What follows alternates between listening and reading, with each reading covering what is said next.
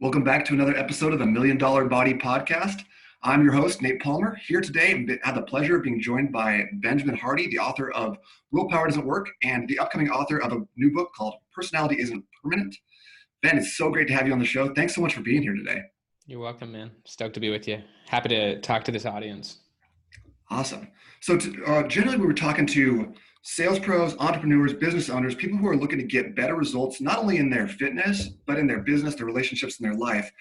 And I think a lot of that comes down to, changing your motivations. And most people think that just all about gutting through this and really pushing themselves to, oh, I don't really want to eat that kale salad and I don't want to do that cardio, but I have to do it to accomplish whatever goal. And in Willpower Doesn't Work, you talk a lot about how that's not necessarily the most appropriate way to go about making these changes.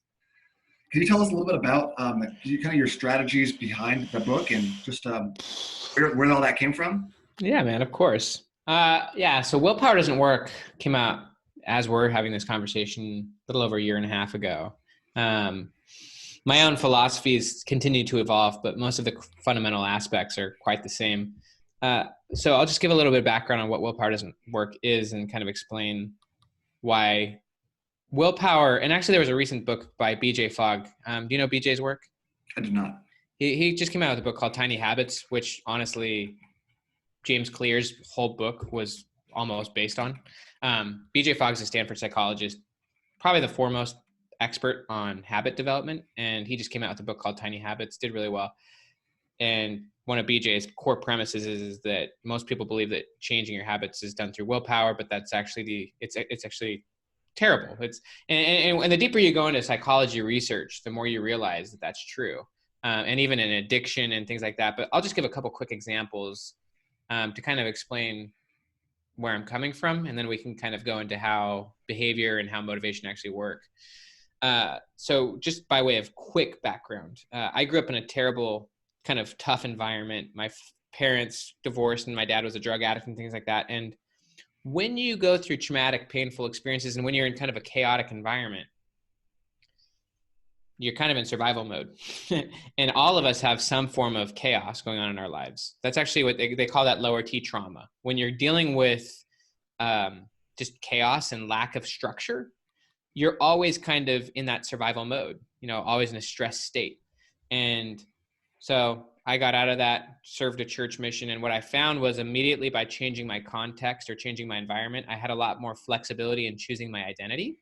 I could choose to be a powerful leader if I wanted to, whereas all of those capabilities were not available to me in my chaotic environment. And so that was kind of the first realization that I came to as far as the power of context. And that's something I explore quite a bit further in Personality Isn't Permanent, but that was something I learned a lot about going through a PhD in organizational psychology. The other big thing that hit me, which really triggered the writing of Willpower Doesn't Work, was when my wife and I became foster parents of 3 kids, which I write about in the beginning of that book. When you take 3 kids from a rough environment and you place them into a more structured environment where they have more support, they're actually getting taken to school, they're getting hot meals, they're getting put to bed. They have extracurricular activities. They get to go explore. They get to travel, see different states, get out of the weeds because they literally grew up out in the boonies, nowhere. And their parents were drug addicts and they were total. And so you change these children's environment and all of a sudden they have more options. So the context shapes your choices or your options. They had more options, but also you take these 2 college students, which is me and my wife, and you give us 3 foster kids. We've never been parents before. That's extreme. It's extreme to try to take something on like that. But what I found was, and it's something we explore a lot in Willpower Doesn't Work, is how fast people can adapt to their situation. So there's a quote from Will Durant, and he was the famous historian, and he said that basically the ability of the average person could be doubled if the situation demanded it. And I honestly was listening. I was studying these ideas actually when I was doing a lot of weightlifting. I was working out with this guy, and I never actually put this stuff in the book, to be honest with you. But I was working out with a guy at Clemson because I did my PhD at Clemson. This guy was huge. He was actually 15 years older than me too, but he would squat 400 or 500 pounds, bench press 300 plus. And he was just and I started working out with him And quickly by working out with him, like he would squat me and he would put a ton of weight on my back and just squat me. And he said that one of the reasons why people don't get bigger is because they never put the weight on top of them. You know, that's like a forcing function as we talk about, but it's also literally putting a situation upon you where, and obviously he was spotting me and stuff, but a lot of people never even develop that confidence because they never put themselves in that situation. And so these were just some of the ideas that led me to writing a book about how environment and about how context is a lot more important than individual willpower. And then, you know, we can go further and further, wherever you want to go with that. But those are some of the background ideas. I love that you brought it back to fitness because that really makes a lot of sense to me. But I love that because I think that, I mean, obviously everyone's familiar with the quote, like you're the average of the 5 people you spend your time with. Totally. And so when you talk about how context is actually more important than content, that I think that really resonates because with the specific example you gave of someone else putting the weight on the bar for you and being like, no, this is what you're doing now. If left to our own devices, most of us won't push ourselves that far, you know. Totally. And that's just weightlifting. That's not business or relationships or any of these other verticals that are really important. And so think about how much we could accomplish if we're putting ourselves in situations that demand us to rise to our best. Like you said, when you're on your mission, you had the opportunity. You weren't just a son in a house that was a traumatic environment for you. You had the opportunity to be a leader. You could be a servant. You could have put yourself in any number of roles, and you had the opportunity to choose. So I think Totally. that's super interesting. How does someone go about like changing their environment in a way that, like we talked about the forcing function, that forces them to rise to a new role? Yeah. I mean, I think you can be so strategic about it. There's small and big ways, like really simple ways, more granular ways, uh, that are written about in like Willpower Doesn't Work and even books like Atomic Habits and Tiny Habits are just like literally getting an accountability partner. Like that's small and like sometimes even not enough. Like there's a quote from Zig Ziglar where he says, your input shapes your outlook and your outlook shapes your output. The idea is that anything that's coming in from the external world is literally shaping you. The food you eat, the people you're around, the 5 people you spend with, anything that's coming in, information, food, experiences, all of that is literally reshaping you biologically, psychologically, mentally, emotionally. And so, I mean, I think step one is honestly being aware of the environments that are shaping you.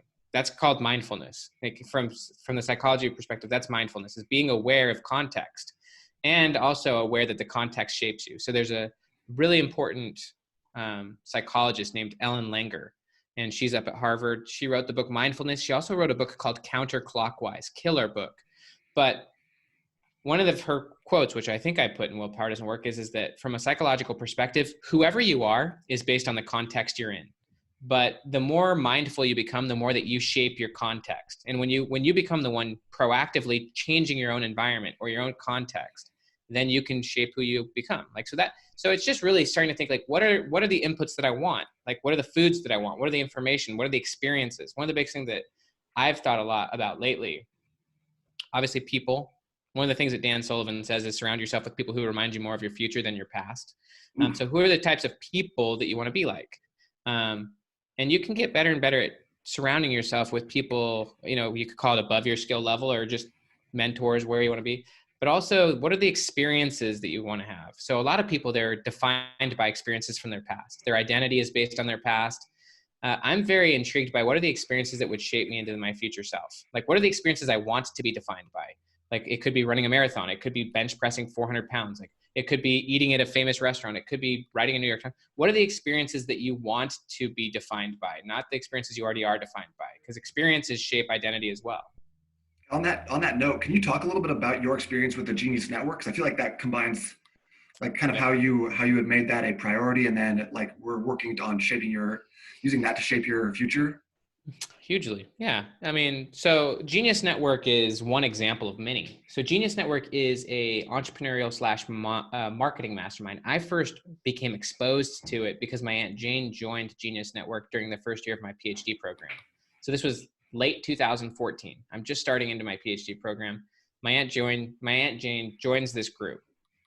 She was an entrepreneur, and very quickly, like she would call me and we'd have conversations because I was into self-improvement already. I was studying psychology, but she would talk to me about just the mind-blowing experiences that she had. And I watched her business explode over a few years. I also found out that a lot of people that I followed were in Genius Network, or or spoke at Genius Network. Like I saw like Tim Ferriss spoke there. I saw that like just a lot of big, interesting people spoke there, and a lot of them were members. Like Genius Network is actually who launched Peter Diamandis and other people. And so I was just like, wow, this is an interesting group, and these are a lot of people I'm studying anyways. I want to be a part of that. I didn't really know what that meant, but what I did know is that it cost $25,000 to be a part of. And I'll be honest, like now that I've been in it for like 2.5 years, like my perspective changes.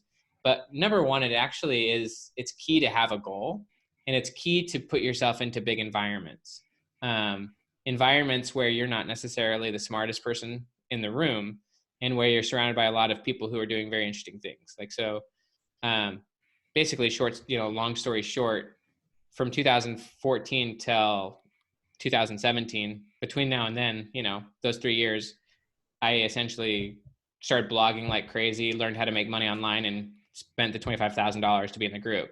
And there's a few reasons why that's so powerful. One is that when you invest money into your future identity, you become a lot more committed to that identity. Like, so financial investment is a forcing function. Financial investment creates commitment. It creates, you believe, you overvalue what you own. It's called the endowment effect. And so there's a lot of psychology behind investment, in identity and environment, in relationships and mentorship. And so that's big. But then you put yourself in the environment, and then you adapt to that environment. And over the last few years, I've definitely evolved as a person because of being around those types of people. And some for good and some for bad, to be honest with you. But you evolve and you grow into the culture of the environments you choose. And so you might as well be intentional. And there's certain environments that are available only by paying. And so, like, you know what I mean? Yeah, and I think that if you have to slap down $25,000 to be a part of a mastermind group, you're going to really value that, and that's going to be really you're going to allow that to be a shaping experience for you.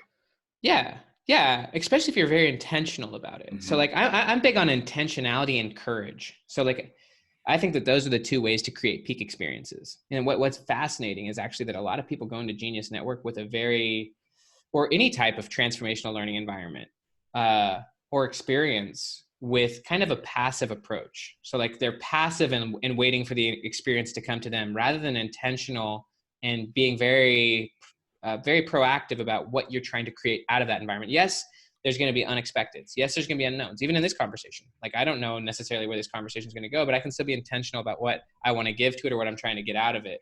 And so with Genius Network, I've always been surprised. Like, one of the big things I learned quickly is that a lot of people come at that situation from a transactional perspective, where they're like, okay, I paid $25,000. Where's my $25,000 return? Yeah. And that's kind of like a give or taker. That's like a taker perspective. Whereas I've always, like, I came at it where I'm like, I have no clue what's possible, but $25,000 in this environment, and if I learn things right, could be 10x or 100x or more. And all I got to do is figure out how to contribute. So I was more from a transformational perspective, not trying to quickly get $25,000 back, because I already traded the $25,000 in. I didn't care about that at that point. I'm like, what is possible in this environment? And if in this group, if I'm a giver, if I'm a contributor, if I'm learning, if I'm intentional, if I'm actually like trying, being a good student, being a good contributor, collaborator. And that's kind of where you start to develop really amazing relationships. The other thing that I found, just as a thought, is that people with a transactional perspective, they're not necessarily seeking genuine relationships. And relationships really are the ultimate transformational tool. Like, relationships are the ultimate context, and so relationships change you. Transformational relationships are amazing. And I came at it where I was like, I want to be a part of this for a few years, because of thinking about the compound effect. Like, I know I'm not going to be able to get the most out of this in 1 year, but maybe 2, 3, 4 years from now, I'm going to really understand how to leverage this experience. Isn't it true that they also won't even let you come back for a second year unless you've made a 10x return on that investment? Yeah. I mean, if not, then it's not really worth it. Like, Sure. The ideas that you get there should be worth at least that to you. Like, if you can get yourself in that environment, and if you can learn how to market if you can learn how to market, and if you're a teachable student, you should be able to turn a year's worth of education there into $250,000. Yeah. I really like what you said about relationships being the ultimate transformational tool, because it really goes back to that, like, who are you surrounding yourself with? What are they doing? Is it are the people that you're talking to all the time, sitting on the couch and watching Netflix all day long? Are they smokers?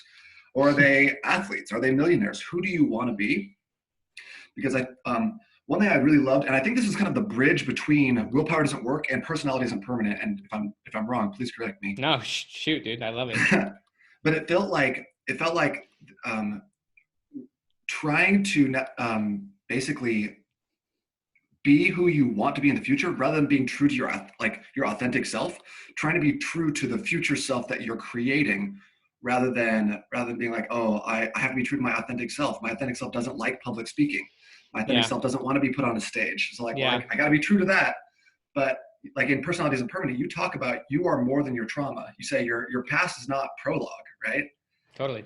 It's like, who do you want to be? How do you be intentional about creating relationships, environments, and context that matches that future self, that future vision of yourself? And how do you put yourself in those rooms to create that growth? Yeah, no, Am I right on it? I get. Dude, no, you're brilliantly on, and you know your interpretation of it's just as interesting as my interpretation of it. But it's very I love it. Yeah, I mean, I'm very big. So like the idea of relationships create transformation. So like just as an example, you know, all of us have some form of buried trauma, but the only way to actually unleash that is by having like healthy conversations. Like you actually literally have to talk about it. It could be in a therapy room. It could be with a mentor. Like when I was on that missionary experience, just as a thought, like I had a leader who like encouraged me and helped me to realize that my former experiences like didn't have to define me. And like, I was able to like explain myself. I mean, obviously journaling is a big way, but yeah, I mean, one of the kind of core essential concepts of Personality Isn't Permanent is that most people, so like in Willpower Doesn't Work, most people, they make decisions based on their current circumstances. So they let their current circumstances dictate their goals rather than letting the circumstances they want to be in dictate their decisions. So like I would say it's better to make decisions based on the circumstances you want to be on, not based on the situation you're currently in. In Personality Isn't Permanent, what I explain is that most people, they set their goals based on their current view of themselves, based on their current personality. So most people, they choose goals or relationships or things like that to match or to cater to their personality. They set goals that are comfortable to their personality. That's kind of like the perspective of pain versus pleasure, like that everything you do is to avoid pain and to pursue pleasure. But in Personality Isn't Permanent, I explain, like, rather than setting goals based on your personality, you should actually base your personality on the goals you set. You know? But I'm an Enneagram 3. Exactly. Yeah, so you better just set goals for the Enneagram 3. But it's like, I also, as you probably saw, debunked the heck out of those tests. I really loved. Can you want to talk a little bit about your situation with your wife and your girlfriend at the time? Yeah. I will hilariously go into that. But just one last thought on the other component is, given the idea that human beings can be flexible, and there is a really important concept in psychology called psychological flexibility. The more flexible you become with your identity and the more adaptive you are in new environments. And really all of this comes down to learning. Trauma stops you from learning. It keeps you avoiding new things. It keeps you dealing with avoiding emotional pain, avoiding the truth. Whereas if you become emotionally flexible, you become more and more willing to learn, to adapt, to adjust, and you become more flexible with your identity in new environments, in new situations. So kind of to the idea of the whole personality tests.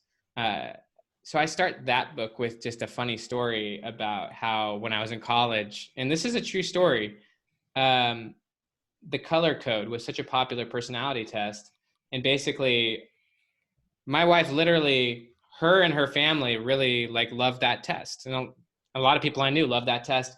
And I was actually talking to my mother-in-law because she was recently reading the book, and she was like, we actually really believe that test, which a lot of people do, you know. I got a particular score on the test that concerned them because the profile that I came up as was like passive, aloof, etc. And they're like, man, so I came up as a white, and whites on that test are like people who are passive, they're aloof, they don't set long-term goals, they're dreamers, philosophers. You know, they're just people who are just out there kind of like staring at the sky, staring at the cloud. And so that was kind of and my wife came up as a red, which is like your type A, go get her, like she'll walk all over you kind of person. And so they're like, I don't think that Lauren should marry this guy because he's a white and she's a red and she's going to walk all over him and she's going to like not, she needs a man. Like she needs someone who can tell her what to do, you know? And like, so like this test, like literally almost ruined, you know, our shot at being together.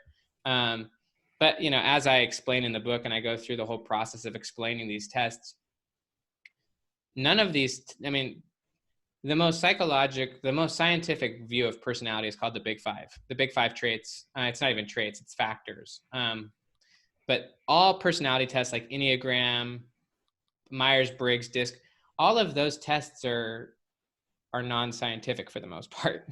And my big problem with them, well, so first off, just as a quick, and I won't go too deep into this, but if you take a test, it could be on any one of those personality tests, could be Enneagram, it could be Myers and Briggs. One of the reasons why they're not scientific is because they're not valid. Like they're not replicable. Like you're going to get a different score if you take the same test in two different environments. You're going to get a different score if you take the same test a year from now or 10 years from now. Like the research shows that you're not going to get the same test, the same score in two different contexts. You're not going to get the same score in 5 years from now. And that's a good thing. But what these tests emphasize content and they ignore context. They make you think that whatever your score is, that score is always the case, irrespective of context. And so if someone gets a score, like whatever you said on the Enneagram, they assume that that's always true when it's not always true. Like, you know? Well, I took a test online, Ben, so. So let's dive into what the people want right now. Which Harry Potter house are you? Dude, I don't even know. I'm a Hufflepuff, man. I'm a really? white, you know that. You said you honored courage. I was going to say Gryffindor. Yeah. I'll be a Gryffindor, whatever it is. Yeah, courage, intentionality and courage is the key. You know what's funny and what's hilarious is that like it putting myself genuinely into Harry Potter, I could see myself in any one of the four houses. You know what I mean? Mm-hmm. Just based on context, right? Well, and based on just goal and identity. Like I could see myself really being the persona of any of those four if I really wanted to be, you know, like, and I could see the benefits of being in the different, you know, personas, you know. Totally. One thing that I like about having taken the Enneagram, and I think I'd probably give a little more stock at that than I probably should, is I liked the result I got back, and I felt like it almost made me like kind of gave me the permission to go a little harder in those traits, which I was like, I value those. Yeah. So I think that's what they can do for people is that essentially what they did is they gave a name to the identity that you either wanted to have or the identity you think you have. And so you can then say, this is what I want more of, you know, whether it's an introvert, whether it's whatever you got based on the profiling test. The reason you got that score is because that's how you see yourself. You were the one that actually answered the questions. I didn't answer them for you.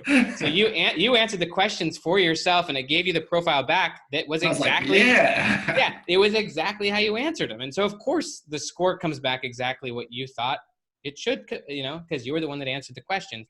So I actually think that could be a benefit.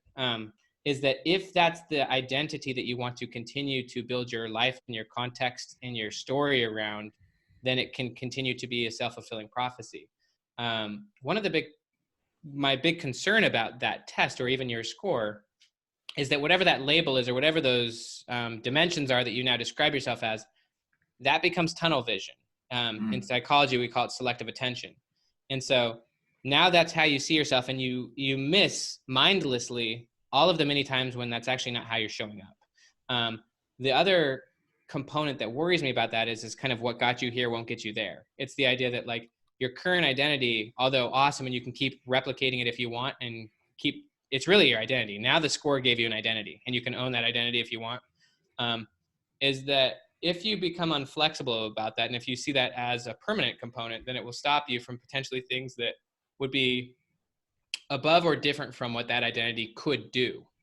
And so I'm all for it. You know, I think that it does I think that these tests can give people permission to be however they've answered the scores. But I think that just owning that this isn't the inherent you, but this is this is an identity that you either want or have developed, and that if you want, your future self could be different. And if your future self is an evolved, expanded version of yourself, you probably won't want the same score in 5 years from now. Like, Yeah. I wouldn't come up as a white, to be honest with you, on the personality test anymore. I would have components of white, because there's still aspects of me that really like kind of studying and being, introverted of some extent. But my experiences in the last 5-10 years and my goals in the future require me to show up in different ways than what I was interested in 5 or 10 years ago. So. Yeah, that's good stuff. I feel like the reason that you probably are not showing up in the same way, though, is because two reasons. And if I'm probably oversimplifying these, but I love it. Number one, you had an idea of like, here's the one thing that I need to be doing, that like if I do this thing, if this thing gets done, that will make everything else easier. That is going to blow up everything in my life in the positive blow up way. And then number two is you use forcing functions. You put yourself in environments, put yourself around people that gave you the ability, the permission to change your context, change your content. Can you talk a little bit more about forcing functions and how we can use those? One of my favorites from examples from the book was actually taking your laptop to a coffee shop or whatever and leaving your power cord at home. That changes everything. You don't spend any time on Facebook if you have work to do and you don't have your power cord with you. Forcing functions are awesome, man. Yeah, I mean, what you said about that was pretty simple, but pretty accurate. I mean, it really hits the essence. What I love, first off, about just kudos to you for an amazing conversation and for being such a devouring student. You can tell of science and it's just, you're a fun person to talk to. Yeah, no, you're awesome, brother. But as far as forcing functions, they're just a really strategic way of putting yourself in a situation to create a desired result. That's really what it is. It's results first thinking, and then creating an environment that forces that forward as much as possible. The real notion of forcing functions, they come from design thinking. The purpose is to eliminate user error. So certain softwares, for example, force you a certain path because they don't want the user to make errors. And if you took your power cord, for example, to the library, you may make stupid mistakes like surf the web. Whereas if you knew you only had 30 minutes to do something, you might get more focused. And so it's being strategic about your situation to produce a desired result. My favorite forcing functions, one of the reasons why I personally prefer working in the morning, unless I've given myself a timeline, is that usually in the morning I have an embedded timeline. Like usually I have like a meeting or I have something to do between 8 and 10 a.m. Could even be noon. But there is an embedded timeline, and timelines are a forcing function. And so if I'm working at night, like because I'm on a deadline and I just put myself in a bad situation and I know I've got 10 hours to work before I'm going to inevitably crash, there's not like an external force that's forcing me to like focus. Whereas if I wake up at 5 so if I know I'm going to work for 3 hours and I have all night to do it, or if I wake up at 5 knowing that at 8 o'clock that person's expecting it or I have a meeting, that forcing function forces me to focus. And so timelines really, in my opinion, are my favorite forcing function, but also relationships. So for example, with Personality Isn't Permanent, Tucker Max actually edited that book. Tucker is a really interesting writer. He's a better writer than me. And you could do worse for editors. Oh, he the reason actually, in my opinion, that the evolution of the writing from both books is because of Tucker. But he and I are actually writing Who Not How together right now, which is the book that me and Dan are writing. And the forcing function, so Dan Sullivan actually has a concept called the 80% rule. And the 80% rule is that, you should never do anything beyond 80% because once you start trying to get perfectionistic, you slow down. And so like 80% for me is like, I write a blog post and it's dang good enough and I could spend another week on it, but just publish it at 80%. But when it comes to collaboration, you want to get 80% of the thing done and then pass it to the next person as fast as possible and get their feedback, because their feedback is totally different from what you could have gotten. So from a forcing function perspective, having Tucker, in this case, as an editor, I've got to, rather than trying to get this draft 100%, which would take me a year, I get it 80% in a month and get it to Tucker as fast as possible, or even in a week, he can quickly give me feedback, and his feedback in 5 minutes would get me to a different dimension or a different place than I could get trying to do it by myself. So having accountability or relationships or situations can be forcing functions. I mean, having shared partnerships is a forcing function.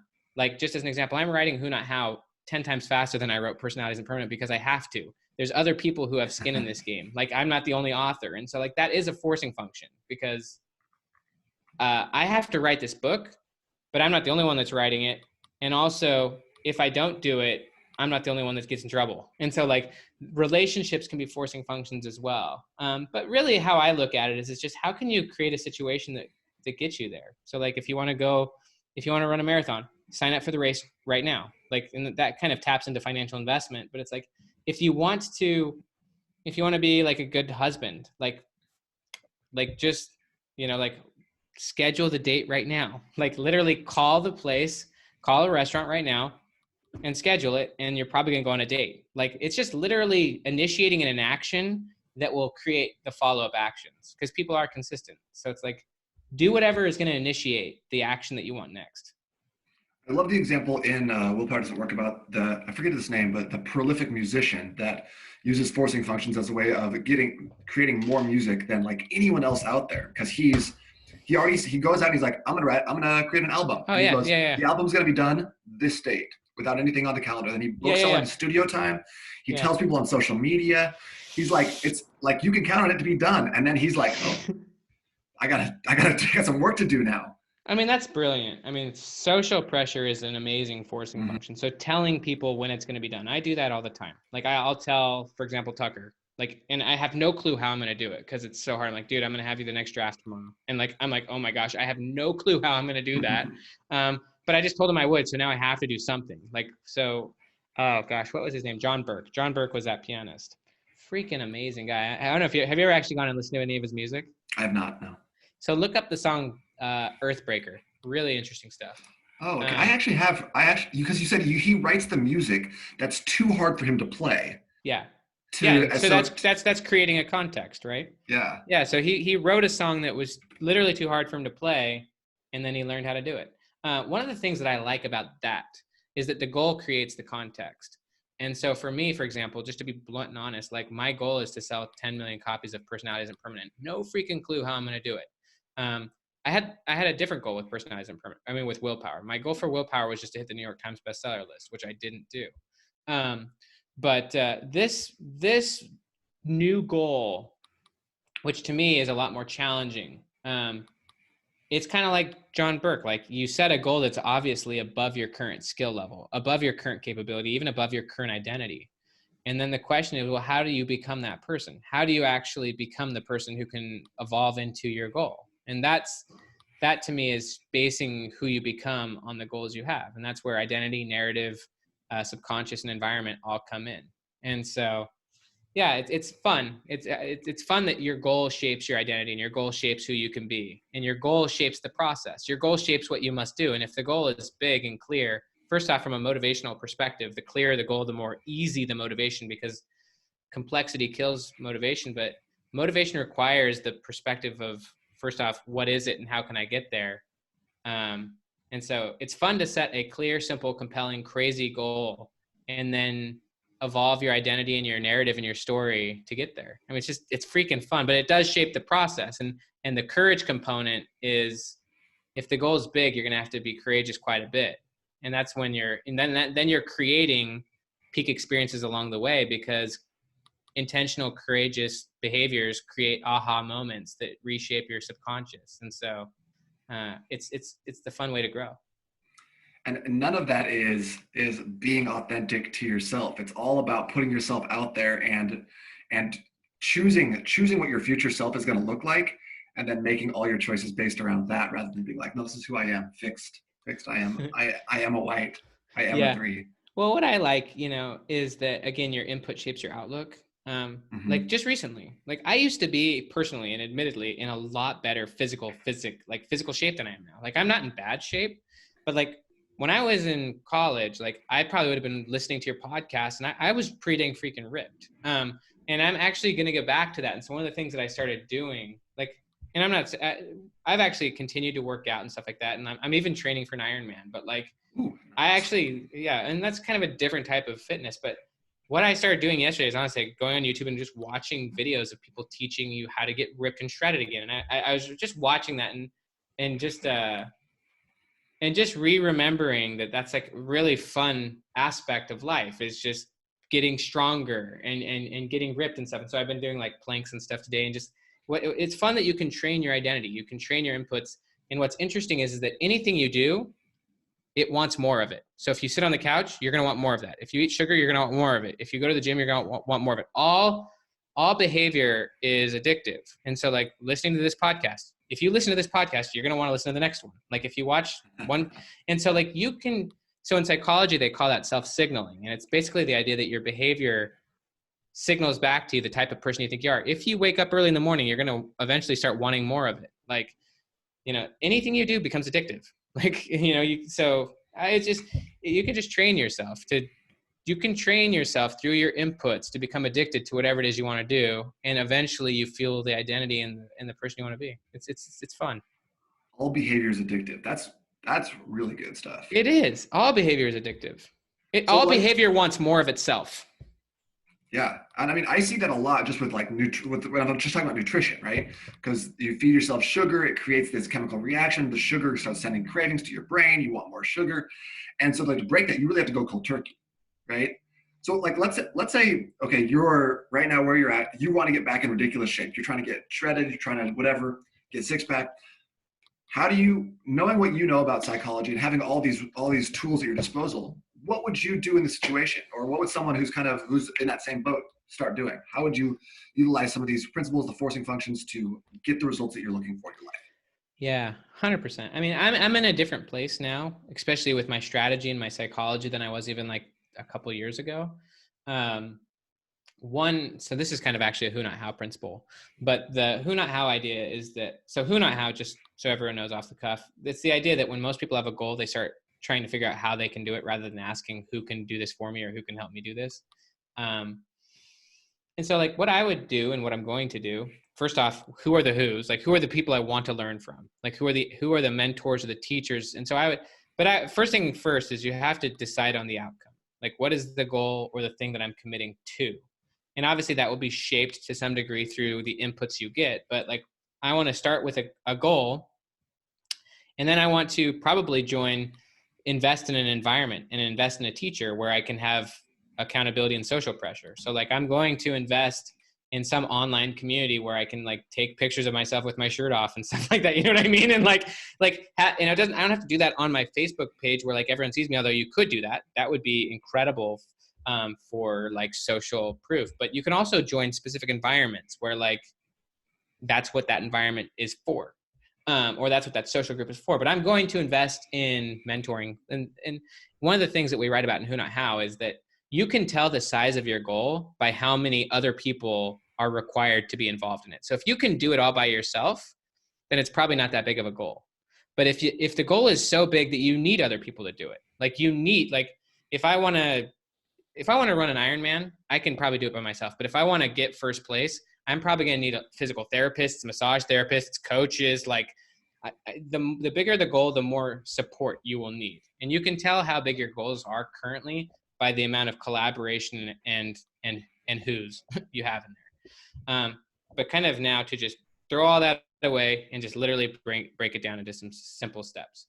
I would create a very specific goal. In this case, the brain really loves numbers. That's really good for selective attention. So I would set a weight goal. I would probably have, as far as like how much I want to weigh, and I would set other physical specific goals. And I would also have, which is a little bit less specific, but I would have a picture or something like a physique or something that's as close to possible of what I want to look like so that I can see it, and define it as much as you can. That's defining the future self. Like, get as clear and specific about the outcome of what it is you're looking for. In this case, it could be some form of physical fitness. It could be a specific weight. And then from there, you want to obviously start engineering your identity and your environment. So I would start investing in it. I would start, journaling about it every single day. I would start getting I'd hire a coach, hire any other who's that I need to get it, and any other forms of support network. And I would start, from a forcing function perspective, I would get accountability. I would start making it public. And then I would, those would be the main things, I would obviously eliminate and remove everything that's obvious from my environment that would be stopping that. So like, you want to remove as much willpower as possible. So one of the things I talk about in Willpower Doesn't Work is that decision fatigue is the opposite of decision. So decision fatigue means you haven't fully decided, you haven't committed. So like, if you were truly committed to that thing, then you would remove all obstacles to that. You would remove That bad Krispy food. Kremes in the trash. Yeah. You would remove it all, but you would begin telling everyone about it. Like, it's not a true goal and it's not truly authentic unless you're actually telling everyone about it. So like a lot of people, they're not actually telling people about their goals. I would say be as explicit as possible about it. You want your future self to be the narrative you're telling, not your former self. So like, if that's what I'm doing, that's who I am. That's now my story of who I am. So it's like, yeah, I go to the gym, or yeah, I'm going to have a 6-pack, or yeah, I'm going to do this. Like that's me now. And you just start telling it to everyone. And yes, when you start telling it to everyone, you'll get some form of negative feedback. But like, who cares? Like, most people are going to be supportive, and you want to surround yourself with people who remind you more of your future than people who remind you of your past. And so, I would just say, start telling everyone, become accountable to that. And those are some of the things. I like that. That's great. I think the big one, knowing where you're going, right? You have to. You can't reverse engineer a process without a result. Yeah, without an end goal in mind. And then, getting that social proof or the social accountability, and then hiring the people around you that you need, that have gone before you and done it, and are going to make that process easier. And then I really like the idea of eliminating all those things that are going to cause decision fatigue, taking the chips out of the pantry. Every one of those things, though, is what I would call subconscious enhancing behavior. Like literally eliminating stuff that reflects your former identity, because it's all in your environment right now, which means it's who you are. If you got Krispy Kremes at your house, that is you. That's part of your identity. Eater. Yeah. And it's evident to yourself and everyone. And so if you eliminate that, that's literally a behavior that reflects your future self. If you hire a fitness trainer, that's behavior that reflects your future self. If you join a group, that's you're just compounding behaviors that are saying, this is who I actually already am. And all of those signal back to you your identity. And then you can just train your identity by telling the story. Like in psychology, they say identity is shaped through telling stories. And so, and also through making decisions and behaviors. But like, if you start saying, this is who I am, this is what I'm going to do, this is what I care about, and if you have reasons why, you just start making that your new narrative. That's great. Ben, thank you so much for being here on the show and dropping a ton of wisdom. This is awesome. I really love this last part where you're actually talking about the direct steps someone should start taking from a psychological perspective to get enhanced physical results, depending what they want.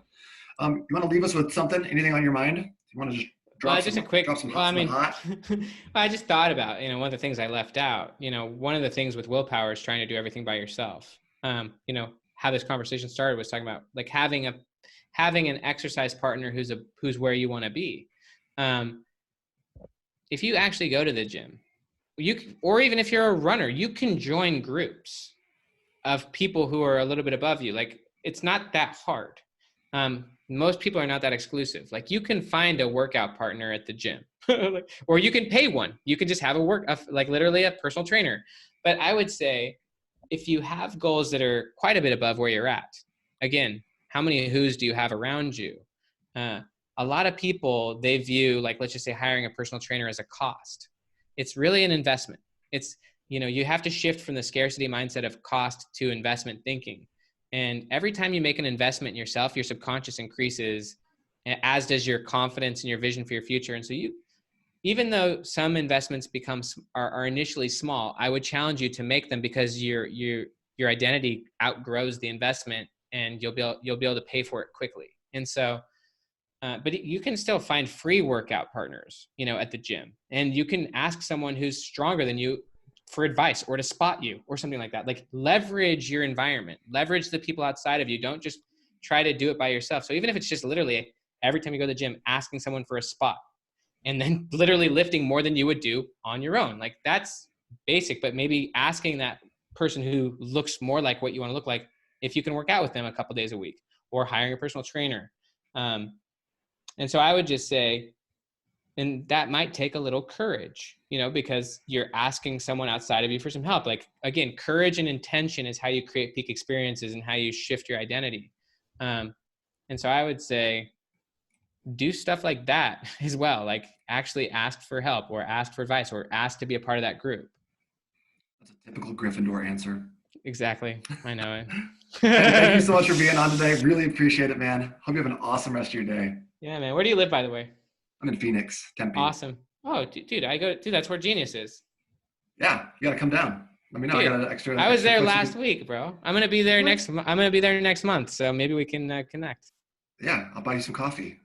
It'd be amazing.